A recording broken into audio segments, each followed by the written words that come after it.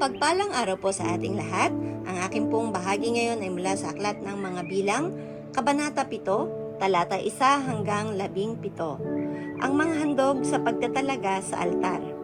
Nang ganap na matapos na ang tabernakulo, pinahiran ito ni Moises ng langis at ipinahayag na para kay Yahweh.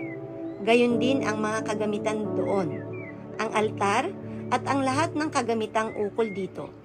Nang araw na iyon, ang mga pinuno ng Israel na nakatulong sa pagkuha ng census ay naghandog kay Yahweh ng 6 na malaking kariton at 12 toro, 1 kariton sa bawat 2 angkan at 1 toro sa bawat angkan.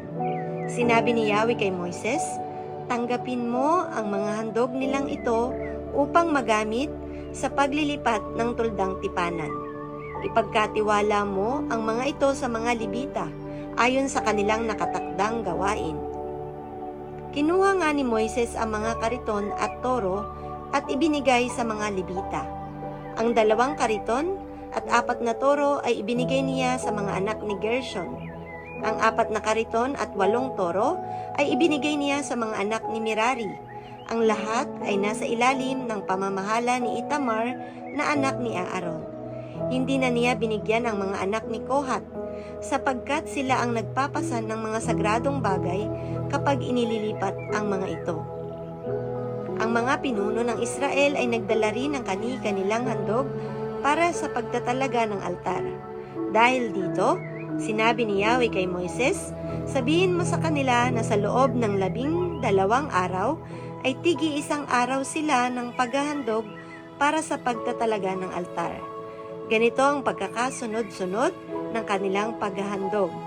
Araw, unang araw, lipi, Juda, pinuno ng lipi, Naason, anak ni Aminadab. Amen.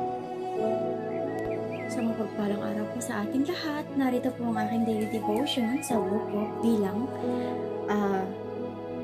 chapter 7, verse 18 to 35.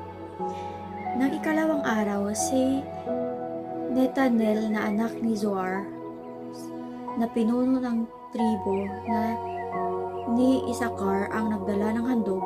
Ang kanyang mga handog ay isang pilak na bandihado na may bigat na 1.5 kilo at isang pilak na mangkok na may bigat na 800 gramo. Ayon sa bigat ng pilak sa timbang, ginagamit ng mga pare ang bawat isa nito o puno ng pinong harina na hinaluan ng langis bilang handog na pagkaing butil. Nagdala rin ang bawat isa sa kanila ng ganitong pinggan na may bigat na mga 115 gramo. Isang batang toro, isang lalaking tupa at isang batang lalaking tupa na 1 taong gulang bilang handog na sinusunog. Isang lalaking kambing bilang handog para sa kasalanan. 2 baka, 5 lalaking tupa, 5 lalaking tupa, 5 lalaking kambing at 5 batang lalaking tupa. Na 1 taong gulang bilang handog pangkapayapaan. Ito ang mga handog ni Netanel na anak ni Zoar. Nang ikatlong araw, si Eliab na anak ni Helon na pinuno ng tribo ni Zebulon ang nagdala ng handog. Ang kanyang mga handog ay isang pilak na bandihado na may bigat na 1.5 kilo at isang pilak na mangkok na may bigat na 800 gramo ayon sa bigat ng pilak na timbangan ginamit ng mga pare.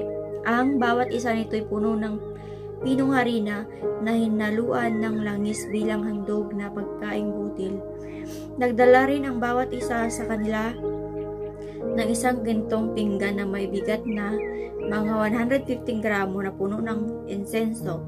Isang batang turo, isang lalaking tupa at isang batang lalaking tupa. Isang gulang bilang handog ng sinusunog. Isang lalaking kambing, isang handog para sa kasalanan, 2 baka, 5 lalaking tupa, 5 lalaking kambing at 5 batang lalaking tupa. na 1 taong gulang bilang handog pang kapayapaan. Ito ang handog ni Eliab na anak ni Helon. Nang ika-4 na araw, si Elizur na anak ni Zidor na pinuno ng tribo ni Reuben ang nagdala ng kanyang handog. Ang kanyang mga handog ay 1 pilak na bandihado na may bigat na 1.5 kilo, na may 1 pilak na mangkok na may bigat na 800 gramo ayon sa bigat ng pilak sa timbangang ginagamit ng mga pare. Ang bawat isa nito ay puno ng pinong harina na hinaluan ng langis bilang handog na pagkaing butil. Nagdala rin ang bawat isa sa kanila ng 1 gintong pinggan na may bigat na mga 115 gramo. Puno ng insenso. 1 batang toro, 1 lalaking tupa at 1 batang lalaking tupa na 1 taong gulang bilang handog na sinusunog. 1 lalaking kambing, handog para sa kasalanan. 2 baka, 5 lalaking kambing, 5 lalaking kambing, at 5 batang lalaking tupa na 1 taong gulang bilang handog ng kapangkapayapaan. Ito ang handog ni Elizur na anak ni Sidor. Amen po. Isang mapagpalang araw po muli sa ating lahat. Muli niyo po akong samahan sa pagbabahagi ko ng salita ng Diyos. Sinasabi po dito sa 7 kabanata ng mga bilang, versikulo 36 hanggang 53. Mga handog sa pagtatalaga.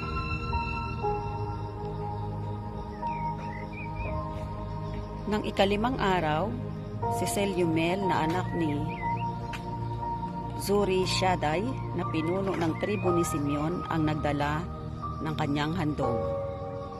Ang kanyang mga handog ay 1 pilak na bandihado na may bigat na 1.5 kilo at 1 pilak na mangkok na may bigat na 800 gramo ayon sa bigat ng pilak na timbangang ginagamit ng mga pari. Ang bawat isa nito ay puno ng pinong harina na hinaluan ng langis bilang handog na pagkaing butil. Nagdala rin ang bawat isa sa kanila ng 1 gintong pinggan na may bigat na mga 115 gramo na puno ng insenso. 1 batang toro, 1 lalaking tupa at 1 batang lalaking tupa na 1 taong gulang bilang handog na sinusunog. 1 lalaking kambing bilang handog para sa kasalanan. 2 baka, 5 lalaking tupa, 5 lalaking kambing at 5 batang lalaking tupa na 1 taong gulang bilang handog pangkapayapaan. Ito ang handog ni Selumel na anak ni Zurishaddai. Ang 6 na araw, si Eliasaph na anak ni Deuel na pinuno ng lahi ni Gad ang nagdala ng kanyang handog. Ang kanyang mga handog ay 1 pilak na bandihado na may bigat na 1.5 kilo at 1 pilak na mangkok na may bigat na 800 gramo ayon sa bigat ng pilak na timbangang ginagamit ng mga pari. Ang bawat isa nito ay puno ng pinong harina na hinaluan ng langis bilang handog na pagkaing butil. Nagdala rin ang bawat isa sa kanila ng 1 gintong pinggan na may bigat na mga 115 gramo na puno ng insenso. 1 batang toro, 1 lalaking tupa at 1 batang lalaking tupa na 1 taong gulang bilang handog na sinusunog. 1 lalaking kambing bilang handog para sa kasalanan. 2 baka, 5 lalaking tupa, 5 lalaking kambing at 5 batang lalaking tupa na 1 taong gulang bilang handog pangkapayapaan. Ito ang handog ni Eliasaph na anak ni Deuel. Nang 7 araw, si Elisama na anak ni Amihud na pinuno ng tribo ni Ephraim ang nagdala ng kanyang handog. Ang kanyang mga handog ay 1 pilak na bandihado na may bigat na 1.5 kilo at 1 pilak na mangkok na may bigat na 800 gramo ayon sa bigat ng pilak sa timbangang ginagamit ng mga pari. Ang bawat isa nito ay puno ng pinong harina na hinaluan ng langis bilang handog na pagkaing butil. Nagdala rin ang bawat isa sa kanila na isang gintong pinggan na may bigat na mga 115 gramo na puno ng insenso. Isang batang toro, isang lalaking tupa, at isang batang lalaking tupa na 1 taong gulang bilang handog na sinusunog. Isang lalaking kambing bilang handog sa kasalanan. 2 baka, 5 lalaking tupa, 5 lalaking kambing at 5 batang lalaking tupa na 1 taong gulang bilang handog pangkapayapaan. Ito ang handog na Elisama na anak ni Amihud. Ito po ang mga salita ng Diyos. Amen. Ang aklat ng mga bilang, Kabanata 7, versikulo 54 hanggang 71, at ang sabi, nang ika-8 araw ay si Gamaliel na anak ni Pedasur na prinsipe sa mga anak ni Manases. Ang kanyang alay ay 1 pinggang pilak na ang bigat ni Yaon ay 130 siklo. 1 mangkok na pilak na ang bigat ay 70 siklo ayon sa siklo ng sanktuaryo. Kapwa puno ng mainam na harina na hinaluan ng langis na pinakahandog na harina. 1 kutsarang ginto na ang bigat ay 10 siklo na puno ng kamangyan. 1 guyang toro, 1 tupang lalaki, 1 korderong lalaki ng unang taon na handog na susunugin. 1 lalaki sa mga kambing na handog dahil sa kasalanan. At sa hain ng mga handog tungkol sa kapayapaan ay 2 baka, 5 tupang lalaki, 5 kambing na lalaki, at 5 korderong lalaki ng unang taon. Ito ang alay ni Gamaliel na anak ni Pedasur. Nang ika-9 na araw ay si Abidan na anak ni Gedeon na prinsipe sa mga anak ni Benamin. Ang kanyang alay ay 1 pinggang pilak na ang bigat niya ay 130 siklo. 1 mangkok na pilak na ang bigat ay 70 siklo ayon sa siklo ng sanktuaryo. Kapwa puno ng mainam na harina na hinaluan ng langis na pinakahandog na harina. 1 kutsarang ginto na ang bigat ay 10 siklo na puno ng kamangyan. 1 guyang toro, 1 tupang lalaki, 1 korderong lalaki ng unang taon na handog na susunugin.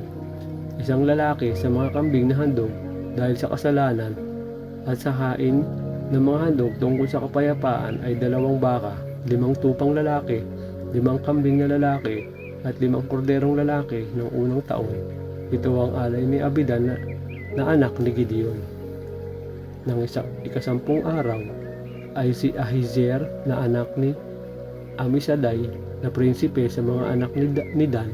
Ang kanyang alay ay 1 pinggang pilak na ang bigat niya ay 130 siklo. 1 mangkok na pilak na ang bigat ay 70 siklo ayon sa siklo ng sanktuaryo. Kapwa puno ng mainam na harina na hinaluan ng langis na pinakahandog na harina. 1 kutsarang ginto na ang bigat ay 10 siklo na puno ng kamangyan. 1 guyang toro, 1 tupang lalaki, 1 korderong lalaki, at ng unang taon na handog na susunugin. 1 lalaki sa mga kambing na handog dahil sa kasalanan, at sa hain ng mga handog tungkol sa kapayapaan ay 2 baka, 5 tupang lalaki, 5 kambing na lalaki, at 5 korderong lalaki ng unang taon. Ito ang alay ni Ahiezer na anak ni Amisaday.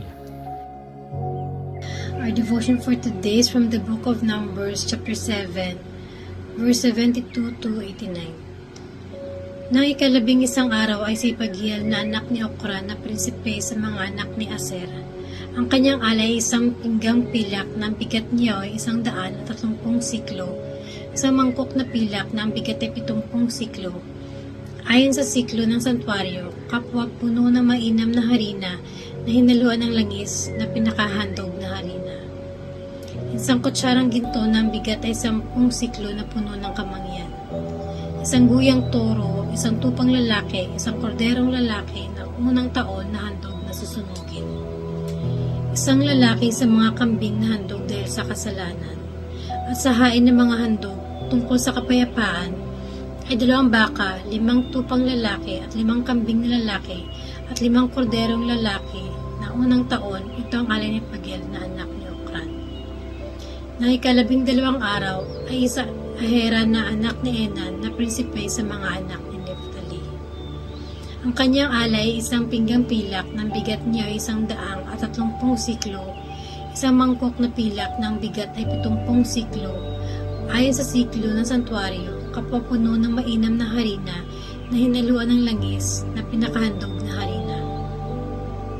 Isang kutsarang ginto ng bigat ay 10 siklo na puno ng kamangyan. Isang guyang toro, isang tupang lalaki, isang korderong lalaki na unang taon na handog na susunugin.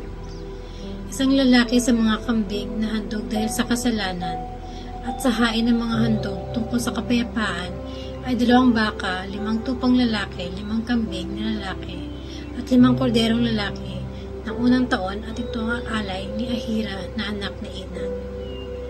Ito ang pagtatalaga ng dambana ng araw na pahiran ng langis ng mga prinsipe sa Israel. 12 pinggang pilak, 12 mangkok na pilak, 12 kuntsarang ginto. Na bawat pinggang pilak ay 130 siklo ang bigat, at bawat mangkok ay 70 lahat ng pilak ng mga sisidlan ay 2,400 siklo ayon sa siklo ng santuario. Ang 12 kutsarang ginto na puno ng kamangyan, na ang bigat ay 10 siklo, bawat isa ay sa siklo ng santuario. Lahat ng ginto na mga kutsara ay 120 siklo. Lahat ng mga baka na handog na susunugin ay 12 toro, ang mga tupang lalaki, at 12 ang mga kordero na lalaki ng unang taon ay 12 at mga handog na harina ni Yaon. At ang mga kambing na lalaki na handog dahil sa kasalanan ay 12. At lahat ng mga baka na pinakahain ng mga handog tungkol sa kapayapaan ay 24 na toro, ang mga tupang lalaki ay 60, ang mga kambing na lalaki ay 60, ang mga korderong lalaki ng unang taon ay 60. Itong pagtatalaga sa dambana pagkatapos na mapahiran ng langis. At nang si Moises ay pumasok sa tabernakulo ng kapisanan upang makipagsalitaan sa kanya, ay narinig nga niya ang tinig na nagsasalita sa kanya mula sa itaas ng luklukan ng awa na nasa ibabaw na kaba ng patutoo na nasa gitna ng 2 kerubin, at siya nagsalita sa kanya. This is the word of God. Amen.